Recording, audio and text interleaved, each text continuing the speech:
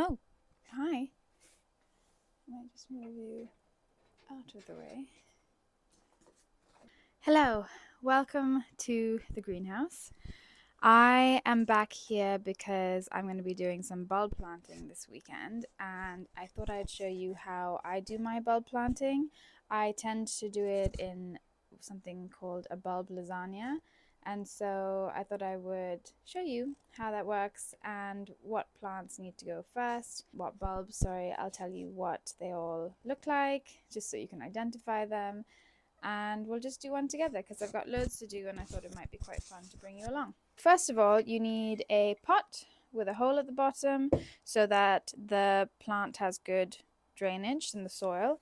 Break it a little bit more, and we're going to put these pieces in the bottom of our pot. Okay, so our pot is filled with those. Then we add some compost. The bulbs have something to sit into nicely. So I'll start with the tulips because the tulips always go in last as they flower last, usually. These ones are called Tulip Maureen Double. This is what the tulip looks like. I'm going to need 5 tulips because we always work in odd numbers. I always find odd numbers create balance. I'm just going to place them in the pot, and I'm going to place them with their little, I don't even know what to call it really, but the sort of point facing upwards, and all of their roots come out of the bottoms. And I'm going to separate them out so that they're not touching. So if one of them has a disease, it doesn't infect the rest of them. You can see I've got 5 tulips looking very happy in the pot. Now we're going to move on to our narcissi. It's a sort of succession of growing where you have first layer growing first, second layer growing second, and then third will come out after that. Now, this is what the bulb for our narcissi looks like. And what do we have here? I think I just got, oh yeah, Narcissus replete. So I want to plant around them because as they grow, if there's another bulb on top, they just grow into the tulip bulb and then they create this sort of weird sort of shape around it. Placing it so that the tip is facing upwards and the base where all the roots are facing into the soil. The second layer is complete. You know what's so funny about winter is everyone always seems to think that winter is this horrible time where it gets cold and miserable and there's nothing going on, but I try to find as much joy in every season as I can, and this is something that brings me a lot of joy, knowing that I'm creating something for a couple of months' time where everything is dead and it's all sad, and then it gets to that last bit of February where you just start to see all of your bulbs sprouting and you just think, yes, spring is around the corner.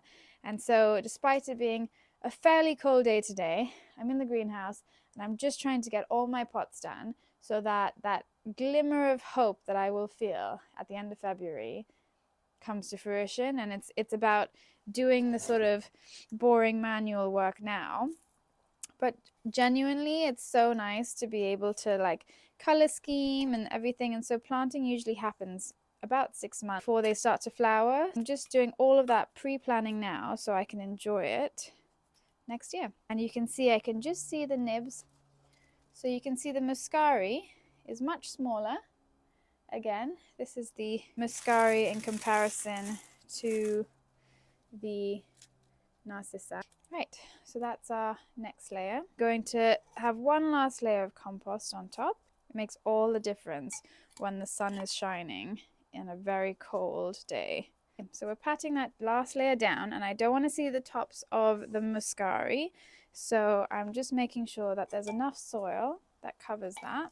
We have our first pot of bulbs for the season, which is so exciting. To finish this off, I like to dress it. So either you can put moss on this, or you can put little twigs in it to make it look like a really cute forest floor when they all start to grow, because the bulbs all come through and it's so beautiful. But for this particular one, because I have mice that run around all over the place and they love tulip bulbs, they just are fiends for it, I usually get a bit of gravel like this, just a little bit of like this thin gravel, and I place it over the top, so it kind of is like a deterrent for mice. I just pat that down, and to me that is now a beautiful finished bulb plant pot, and that will all sort of start to grow next spring, which is very exciting. While we're in the greenhouse, I thought I'd just show you some of the wonderful plants that are in here. So these are some pelargoniums looking beautiful. Look at that color. I actually die. We've been doing lots of planting, so there's loads and loads and loads of growth going on in here, and all getting ready so that by the time winter ends and these have gotten a little bit bigger, it's going to go out into the garden. Thought I would take you out and show you this stunning sunset that I'm witnessing right now. Absolutely beautiful. Look at the sunshine hitting the limestone bricks on the tower, and the sun trickling through the trees for a last time before it sets today.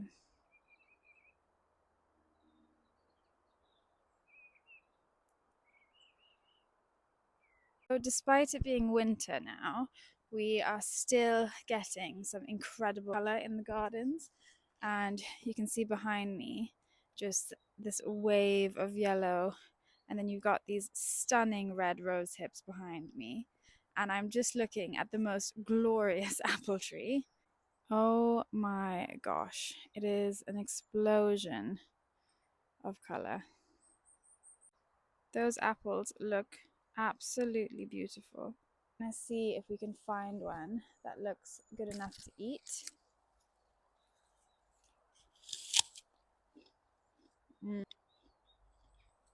Divine. I really love the fact that there's this one gardener at Eastern Wall Gardens called Sharon who makes the most incredible displays, and I always think they're so beautiful because they use all natural materials, and it almost looks like a gardener left them like that. So I just want to show you what she's done for the gardens, so you can see my attempt and what I'm going for. So we are now outside the courtyard shop, and just look at this masterpiece. It is so stunning. I actually can't believe it. There are so many elements of nature in here, and just sort of what the potting shed looks like at winter, and I absolutely love it. It's just such an inspiration to be able to do a little corner of your home like this when you think that there's nothing going on, but there is. And it's not overtly Christmassy, but you can have a sense of the winter evergreens that she's used in this display. Coming into the courtyard, which I might just say is the coziest courtyard ever. And look at this fireplace. Oh my gosh. So incredibly cute. So I want you to keep these in mind when you have a look at mine. Now I'm going to sneak in and surprise Monty because he's in his art shop. So here we go.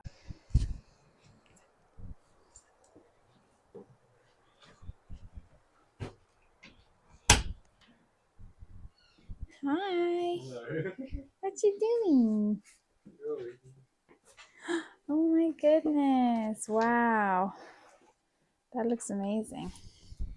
Is that what you're referring to? That is what I'm referring to. Referring to. How's today been? It's been good. I have bought myself a mic. So you're going to be heard in HD. Whoa. Surround sound.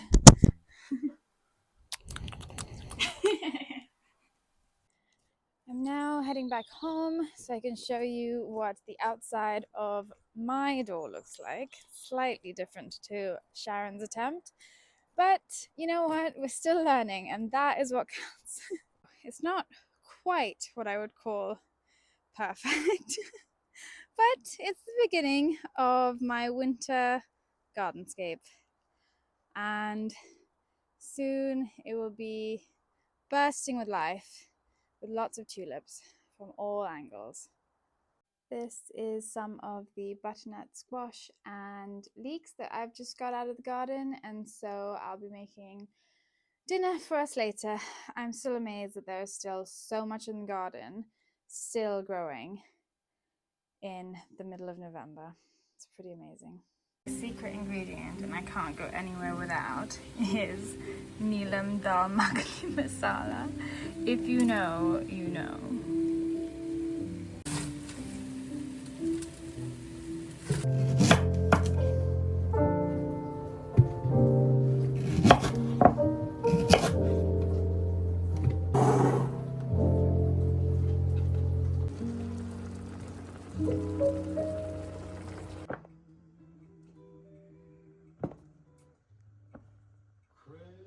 NC in like internet slang, unk.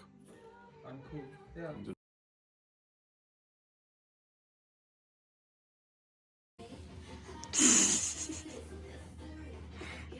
How are you gonna get out of there?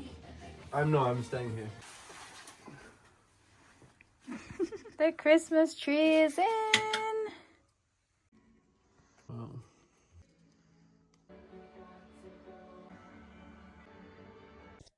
I have a very cuddly little mouse who wants to be warmed by the fire. Isn't that right? Hello.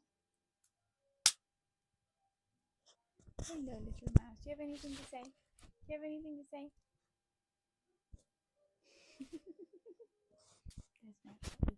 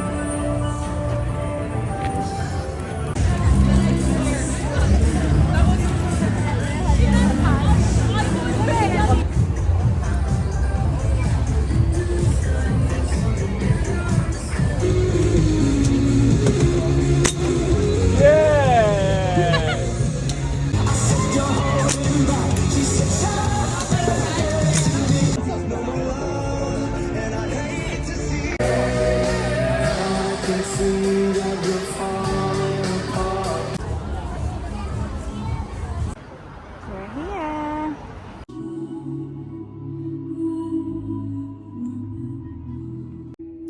I am at Mirror Mirror and I'm doing some veil shopping today, which is so exciting.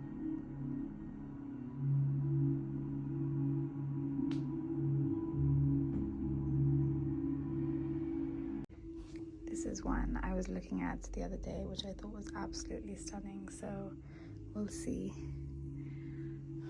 which one's gonna work. I am going to be going to Hatikoni, who is doing my skin micro needling today. This is what my face looks like today.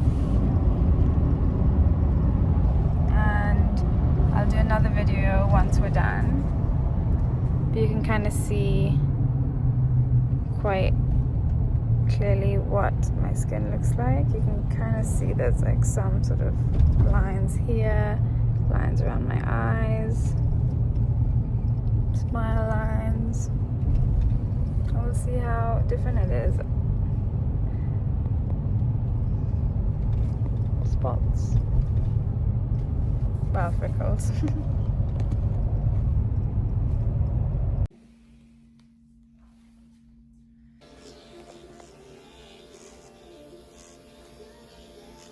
Oh yeah, it's actually not so bad on the forehead. Mm-hmm. Wow, the lighting is like really nice in here. Pull that light round. Thank you.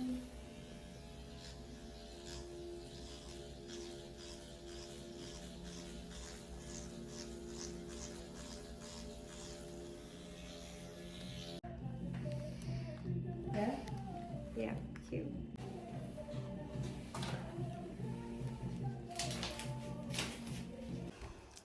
When I smile, it's very tight around my cheek area, and like I can't, like when I like go like this, it like feels tight. Like my whole mouth feels like I can't really open it wide.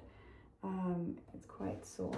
Well, actually it's not sore, it's just tight. The whole experience was actually really amazing.